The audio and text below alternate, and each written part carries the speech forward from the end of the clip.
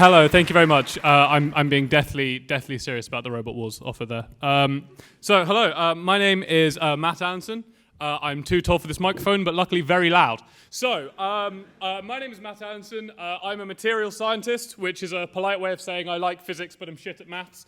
And I am here to pitch for some funding for a project that I believe can really revolutionize humanity, and it's called Graphene Large Area Manufacturing, or GLAM, as we've taken to calling it in the lab. Now, just briefly, I'll talk about what graphene is. So graphene is this wonder material that we talk about all the time. It's a two-dimensional, one-atom thick sheet of carbon atoms covalently bonded together, and you've got three sp hybridized orbital bond that all stick together, and they're incredibly strong, and then you've got one more electron that floats up and above and below, dissociated all around the sheet. And everyone's really excited about graphene. People are saying that graphene is the most important discovery for humanity since the Stone Age.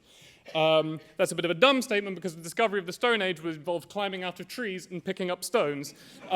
This is a bit harder, but could be just as revolutionary. And the reason why people get really excited about this is there's like a ton of cool things that graphene can do. It's by some standards, it's 100 times stronger than the strongest steel. It's incredibly powerful. Previous speaker was talking about space elevators. The graphene and these carbon nano materials are potentially strong enough to make these materials, so we could kill two birds with one stone and also slow down the Earth, maybe, if you buy into that. Another really cool thing that graphene can do is, as well as being incredibly strong, it has incredibly high conductivities. This is because of the electrons that I said that float on above and below the sheet. They are ballistic transporters. So this has incredibly useful applications for electrical properties. So my PhD was in solar panels, and people are looking for that because you can get electricity out of it really easily. It's almost completely transparent. Which is amazing, because if you think of something that's incredibly powerful and almost completely transparent, in the future, goldfish balls will be invisible. You'll just walk into a Chinese restaurant and koi carp will just be floating around your head, and you just won't have any idea what's going on, and that will be the future thank you to graphene. It is flexible, which is incredible. The plastic revolution of the 20th century, that was all based on the fact that plastic is flexible. So we've got a material as useful as plastic, but then even more so because it's got all these cool strength and transparency things. And finally, it can be 3D printed, which is a completely vacuous, pointless statement. Anything can be 3D printed, but if you say it, nerds and funding panels get really excited. So I throw it onto this slide here. Any 3D printers looking on YouTube, I'm talking to you.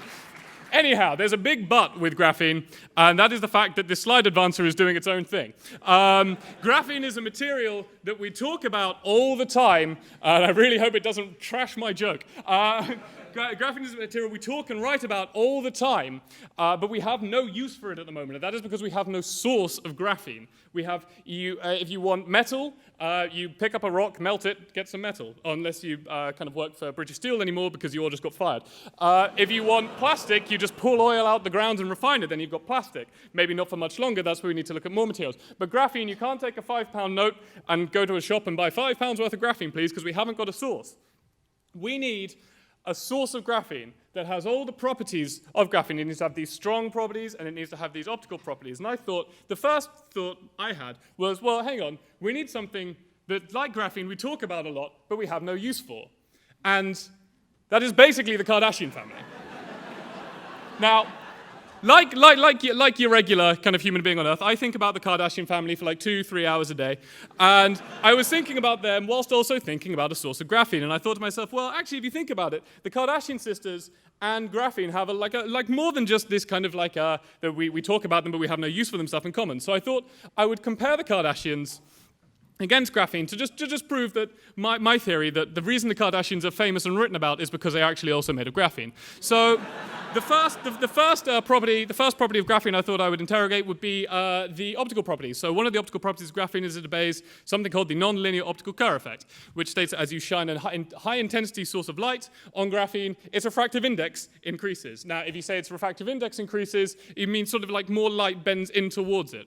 Now, if we consider the television show Keeping Up with the Kardashians, That is a television show about people that star on the television show Keeping Up with the Kardashians.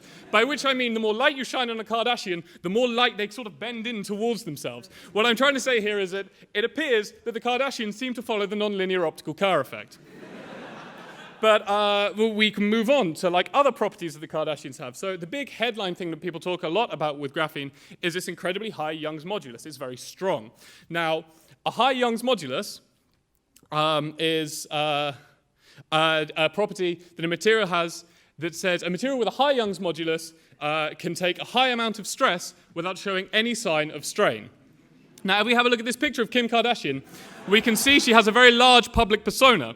And if we talk to Khloe Kardashian, we can see that this is incredibly stressful for the Kardashian family. However, so we can say the Kardashian family are frequently under very, very high amounts of stress. Being incredibly rich and famous is incredibly stressful. But if we have a look at Kim Kardashian or any of the Kardashian sisters, we can see they show no sign of strain. They are flawlessly beautiful at any time of day.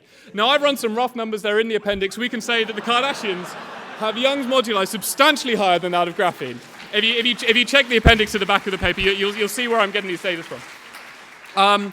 Now, and then finally, the really important thing to do with this sort of thing is just do a little bit of materials characterization. So we can take a look at the Kardashians, kind of illuminate them with monochromated radiation, take some fine scale, zoom in on that a little bit, run a fast Fourier transform, and what we can see is that they clearly diffract monochromated radiation along the c-axis of a hexagonal close-packed plane system. Comprehensively proving my theory that the Kardashians are made of graphene. Now, this is where glam comes in. So, we want graphene. We want to build space elevators to stop the Earth rotating, apparently. But we want goldfish bowls where the goldfish just float around and you can't see the goldfish bowl. We want all the other cool things you can do with graphene. I'm sure there are better things than graphene than those. But we want graphene, and we now have a source of graphene. And what we know, this is the paper. This is the big paper that won these guys the Nobel Prize for physics for graphene. Now, the way they generate graphene is they take a graphene-containing material, aka a pencil, and then they kind of like put sellotape on it and then pull it off. In fact, they put Scotch tape on it. It is brand dependent. We can talk. No, it literally is. Sellotape and Scotch tape guard their chemical formulas really strictly. Scotch tape works, but we don't know why because they refuse to tell us what their chemical formula is. Anyway. Do I lose points for saying something that's scientifically true? Anyway. Now, we can't all sit around with sellotape and pencils all day. That would be ridiculous. But what is incredibly useful with the Kardashian sisters is the fact that they have fake nails and fake eyelashes. Now, I'm going to concentrate on the fake nails because they've got a larger surface area. So a fake nail being taken off, that's going to retain the graphene. So if we gather the Kardashian sisters' fake nails at the end of every week, we can start getting the graphene from them. We have a renewable source of graphene. Now, according to my university's ethics panel, I'm no longer allowed to go through the Kardashian family's bins to collect fake nails. But the other problem is, even given their reasonable rate of expansion at the moment, the Kardashian family just isn't large enough. Now, this is where I need money.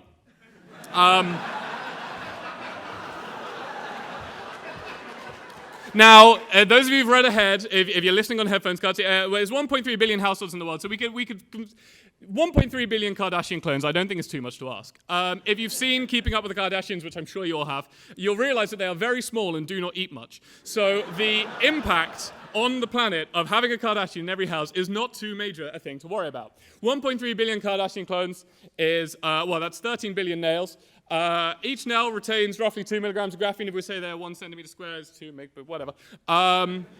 So we're generating 26 tons of graphene per week. We're generating roughly 1 megaton of graphene per year. Now, this is just the graphene benefits we're getting from cloning the Kardashians and putting one in every house around the world, because Kim Kardashian herself is worth $85 million. That is self-generated income. That is not from Kanye West. If we had a Kardashian in every house, imagine the YouTube makeup contouring tutorials we could have. Imagine the computer games on our phones we could have. Imagine the Kanye West videos. All this economically vibrant and beneficial material that the Kardashians produce would be multiplied 1 billion times around the world. This project would fund itself if you give me just a little bit of seed money to clone a Kardashian sister and put one in every single house on Earth.